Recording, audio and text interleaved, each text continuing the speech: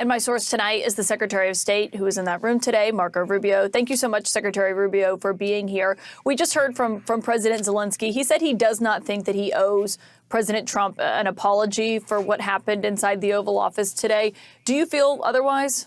I do, because you guys don't see, you guys only saw the end. You saw what happened today. You don't see all the things that led up to this. So let me explain. The president's been very clear. He campaigned on this. He thinks this war should have never started. He believes, and I agree, that had he been president, it never would have happened. Now here we are. He's trying to bring an end to this conflict. We've explained very clearly what our plan is here, which is we want to get the Russians to a negotiating table. We want to explore whether peace is possible. They understand this. They also understand that this agreement that was supposed to be signed today was supposed to be an agreement that binds America economically to Ukraine, which to me, as I've explained, and I think the president alluded to today, is a security guarantee in its own way, because we're involved. It's now us. It's our interests. That was all explained. That was all understood. And nonetheless, for the last 10 days, in every engagement we've had with the Ukrainians, there's been complications in getting that point across, including the public statements that President Zelensky has made. But they insisted on coming to D.C. This agreement could have been signed 5 days ago, but they insisted on coming to Washington. And there was and should have been a very clear understanding. Don't come here and create a such scenario where you're going to start lecturing us about how diplomacy isn't going to work. President Zelensky took it in that direction, and it ended in a predictable outcome as a result. It's unfortunate. That wasn't supposed to be this way, but that's the path he chose. And I think, frankly, sends his country backwards in regards to achieving peace, which is what President Trump wants at the end of the day, is for this war to end. He's been as consistent as anyone can be about what his objective is here.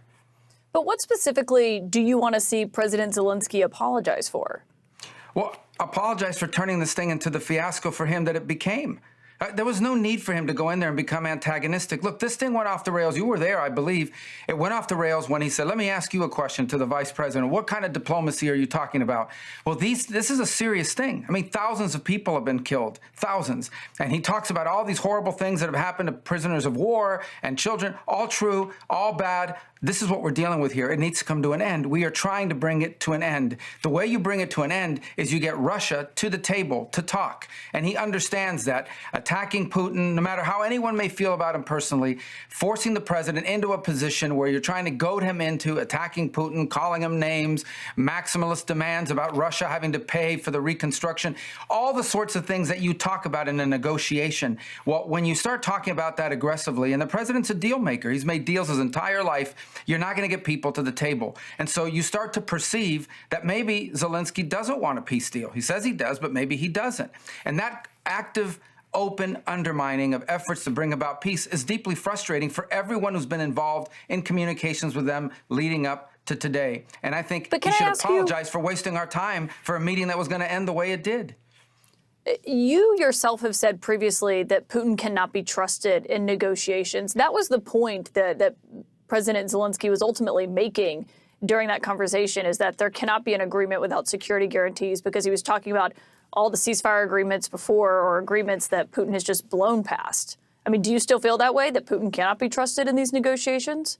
Well, I was there yesterday when the president said in front of the media that our approach is going to be trust but verify. President Trump's made deals his entire life. He's not going to get suckered into some deal that's not a real deal. We all understand this. We understand it on our end for certain. And so the goal here is to get to a place we have to explore whether peace is possible. I've said this repeatedly. I don't know. I think it is, based on what they've said so far, but we have to explore that. How else is this war going to end? I ask people, what is the European plan to end this war? I can tell you what one foreign minister told me, and I'm not going to say who it was, but I can tell you what one of them told me, and that is that the war goes on for another year, and at that point, Russia will feel so weakened that they'll beg for a peace. That's another year of killing, another year of dying, another year of destruction, and by the way, not a very realistic plan in my point of view. So if there's a chance at peace, even if it's a 1% chance, that needs to be explored, and that's what President Trump is trying to do here. President Trump said just when he was leaving the White House after that meeting that he doesn't think President Zelensky wants peace. But isn't that why the Ukrainian leader was in the Oval Office for that meeting today? Well, he was in the Oval Office to sign a minerals rights deal. That's what he was in the Oval Office to sign today. But again, when you have comments that deliberately appear to be after having discussed this repeatedly, deliberately appear to be geared towards making the argument that peace is not possible. Again, he turns to the vice president. What kind of diplomacy are you talking about? Almost as if to say, these people, you can't deal with them. You can't have any negotiations with Putin because he can't be trusted, and you're just wasting your time on negotiations. Well, he's directly, basically undermining everything the president has told him he's trying to do. Look, there's no need for that. You start to suspect, does he really want an end to this war? Does he just think that, we have to do whatever he says and give him anything he wants without any end game? That was the Biden strategy. We were funding a stalemate. We were funding a meat grinder. And unfortunately, for the Ukrainians, the Russians have more meat to grind, and they don't care about human life. We've seen it, human waves, the North Koreans, etc. And so this is a very complex thing. It's very delicate. It's very costly. It's very bloody. It needs to be brought to an end, but it isn't going to be brought to an end with public pronouncements and maximalist demands in the public, but in real diplomacy. The vice president was right. When you say they don't care about life, are you talking about the Russians or the Ukrainians? Well, the Russians, they're conscripting by the hundreds of thousands. They brought in North Korean troops that were slaughtered in Kursk, and they keep going because they got more people. That's the other fact. Look, and it's, again, we go back to the same point. I'm not going to fall into this trap of the who's bad and who's evil. People can make those conclusions. People have seen how this narrative has played out and where we are today and how this all started and so forth. The point now is it has to end. And the way it ends is you get people to a negotiating table, and the president, who's the ultimate deal maker, knows you don't get people to a negotiating table when you're calling them names and you're accusing them of things, because at the end of the day, this is not a political campaign, okay? This is high-stakes international diplomacy and an effort to bring about an end to a very, very dangerous war. But you yourself, sir, have said before that you believe Putin is a war criminal, that is a widely accepted fact. You've called him a butcher. And you've said that as a Secretary of State, you do believe it's important for someone with such global influence as you have to speak with that kind of moral clarity. Yeah, and at this moment, as Secretary of State, my job working for the president is to deliver peace, to end this conflict and end this war. Ultimately, that is the job of the State Department. The State Department doesn't fight wars, it ends them. It tries to end them. And that's usually, by the way, celebrated. Throughout history, I've watched presidents that bring about an end to wars and conflicts, and people celebrate that. They applaud it. I think we should be very proud and happy that we have a president whose prime objective is not to get into wars, but to prevent wars and to get out of wars. That is a very noble, laudable goal. Everyone should be applauding it, and he should be given the space to do that, not undermined by demands that he call Putin names or that we say things that impede the ability to conduct real diplomacy, as the vice president said today. To follow up on what you just said a moment ago, are you saying that you have doubts that President Zelensky wants this war to come to an end? What I have doubts about is whether he's willing to say and do the things that we need in order to get a negotiation. Again, you guys, this has been going on for 10 days. And, to see things in the press saying we're not coordinating with the Ukrainians, that's absolutely false. Over the last 10 days, the Ukrainians have met with the Secretary of Commerce, the Secretary of State, the Vice President of the United States, had a phone call with President Trump, and he was in the Oval Office today. I've talked to the foreign minister of Ukraine 3 times in the last 10 days. The argument that we're not engaging, but yet you keep reading these press accounts about, oh, well, they're leaving us out. We're not involved. We're not engaged. None of these things are true, and it continues. So all that led up to today in a deep sense of frustration. And my hope is that this all can be reset and maturity can kick in and some pragmatism, because this war tonight, people will die in Ukraine. Tonight, people will die in this conflict. We're trying to bring an end to this conflict, which is unsustainable. It's an unsustainable, bloody war that has to come to an end. And right now, the only leader in the world that can even have a chance of bringing about an end to this is named President Donald Trump. And we need to give him the opportunity to try and do that. And when you see efforts to impede it, when you tell someone, don't say, let's not talk about these things, let's not go in this direction because it makes it harder for us to engage, and they insist on doing it anyways, you start to wonder. I don't like to impugn people's motives, but you start to wonder what's behind it. So look, again, let's hope that this can be salvaged, but I'm not sure after today. You don't believe that you're not sure that this can be salvaged? Can this relationship between Zelensky and Trump be repaired in your view? I think anything is possible, but it has to go back to the point that President Trump is interested in being involved in this for the purposes of bringing about an enduring and lasting peace. That's what he wants to achieve. And I think if I'm a country okay, that's involved in a war with a bigger country, who's losing thousands of people, who's had 3 million people leave my country because they can't be there, who is facing these challenges, I would be thanking a president who's trying to help bring about an end to this war. I would be thanking him, and I would be supportive of what he's trying to do, at least in my public pronouncements and in my public posture. And we didn't see that today, and we haven't seen that for the last few days. Now, will that change? I hope so. It should, for the purposes of global peace and stability in Europe and around the world. Do you think you can make the argument that he hasn't said thank you? Well, I think the vice president said he hadn't said it today. He hadn't heard it today in that meeting. And we were hoping that that meeting would begin by thank you for everything you've done for us. We wouldn't be where we are today without you. We wouldn't even have a chance to negotiate a peace without the help you gave us. By the way, without the help you gave us when you were president in the first term, because President Obama refused to provide them defensive capabilities in terms of military hardware. He did provide them blankets. Yeah, and he that did was provide brought up them today humanitarian during aid. that meeting. And it was brought up, but I was there. In fact, I vividly recall at the time Vice President Biden saying to me in a meeting that we had at the vice president's residence that the reason why we didn't want to provide them those weapons is because they might use them. That was his exact quote. And that was the attitude. I remember clearly then the Ukrainian leaders saying, we don't need more blankets or MREs. We need weapons to defend ourselves. And they didn't do it. President Trump did. He provided them weaponry, some of it, much of it, which was used at the beginning of this war. And without those weapons being in their stocks, this war could have been over very quickly, 2, 3, 4 days. Another pot shot that Zelensky took today, when the president pointed that out, you know what Zelensky said? He said, yeah, we've heard that from the Russians. That's not a Russian narrative. That was the official position, okay, of the United States. I vividly recall being briefed by leaders in the Biden administration telling us that this war was going to be over in 5 to 6 days. They believed that that was their assessment at the time. And it wasn't the case because of the weapons that Ukraine had in its stocks because of President Trump in his first term. So he should have been grateful for that and grateful for what we're doing now. And one more point. It's not just President Trump. There's news reports out there from NBC News, at least is one of the places I recall, reporting that Biden had a shouting match with Zelensky for not being grateful and not being thankful for everything that was provided back in 2022. Now, that didn't happen in front of the press. That was leaked, but it got out there.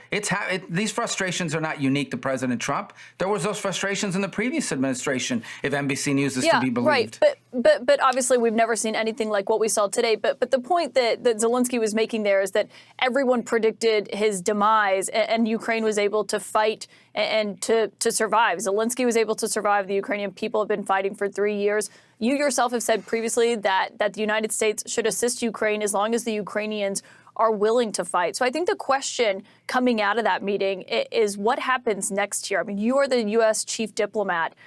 Is there a path for diplomacy? Is a ceasefire still a possibility tonight? Well, number one, you know who else said that Ukraine is very brave and very valiant? President Trump. He said it today. He said it repeatedly. Your soldiers have been very brave. Your fighters have been very brave. Your people have been very brave. He said that repeatedly. And everyone recognizes that. But we're 3 years into a war that has no end in sight and no exit strategy. The EU doesn't have an exit strategy. I saw the comments tonight from the leader of the EU saying there needs a new leader of the free world. I mean, these people are just playing silly games and saying these things. What is their exit strategy? What is anybody else's exit strategy? The only person on the planet who is actively trying to bring an end to this conflict is named Donald Trump, the president of the United States. He's the only one that's trying to do it, and we should be helping him to achieve it. And so I think it's possible? Yeah, I hope it's possible, because that's what we do try to do at the Department of State, is we try to bring end to conflicts, not start new ones, and certainly not extend them.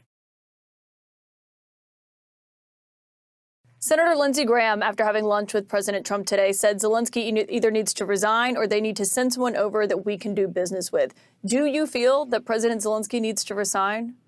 Well, that's Lindsey's feeling because he feels very passionately. You know, he's been a very strong supporter of Ukraine. Lindsey Graham has been one of the strongest voices for Ukraine. Well, the United States, the president's taken no position on that. What he said today is let him come back when he's ready to do peace. That's what he said. Let him come back when he's ready to do peace. So I can't speak for what anybody else said. I can only go off the words from the president of the United States, and that is today this is not going to be productive any further. When Zelensky's ready to make peace and he's serious about peace, let him come back then. And that's when we'll re-engage with them. And what he means by that is when he understands. And how will you measure that? Well, I think it's everything I've said already. And that is, how are you going to get Vladimir Putin and the Russian Federation to a table to discuss even the opportunity, even to explore whether there's an opportunity for peace? You're not going to do it by calling them names. It makes everybody feel very good. You can pass resolutions. You can put out very strongly worded statements. Senators can do it. I did when I was in the Senate. House members can do it. Commentators can do it. And countries that have no real skin in the game can do it. But when you are the president of the United States of America and you're trying to bring about peace the way Donald Trump is trying to bring about peace, the only way to do it is you have to create space for people to come to the table and talk. And that is something we should all be applauding, not criticizing. And not pretending that we can just extend this war forever until and that everybody has unlimited resources to continue to fund it on both sides, by the way. And President Zelensky has said he does want this war to end. He just cares about how it ends. We heard that from the other European leaders who came to the Oval Office also this week. President Trump said to me today, before that shouting match erupted in the Oval Office, that he doesn't believe there have to be security guarantees in place before the ceasefire, that you can come to a ceasefire agreement and then put those in place. Do you agree with that?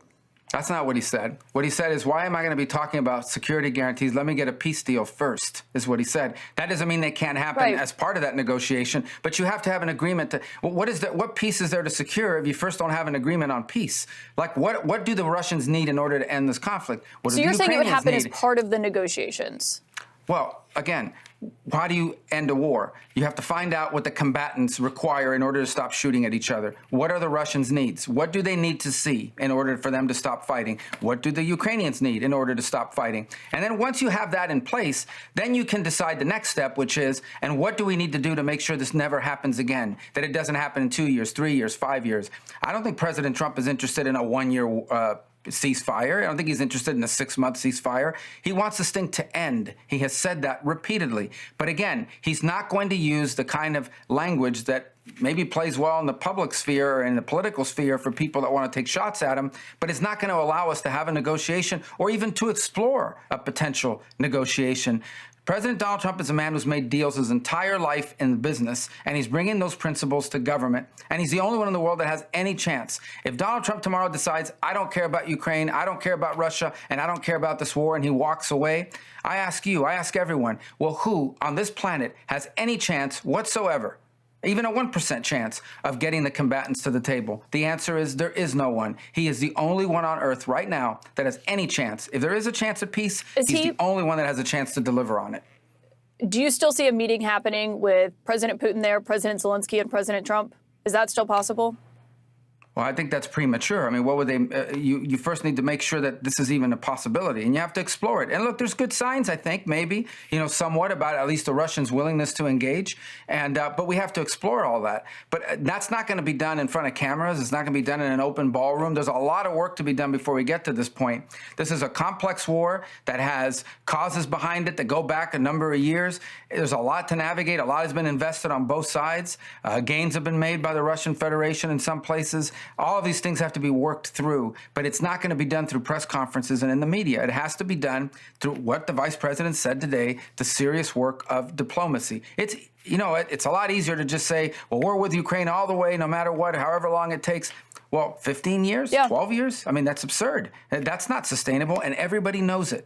The president wants to end this war. He wants to explore whether there's a possibility to do it and do it quickly. He campaigned on it. It was a promise of his, and he intends to when he says these things, he doesn't just say them, he means them, and he's doing it. And it's the first time we've seen that in a long time in American politics. Secretary Marco Rubio, thank you for your time tonight and joining us on such a historic day. I really do appreciate your time. Thank you.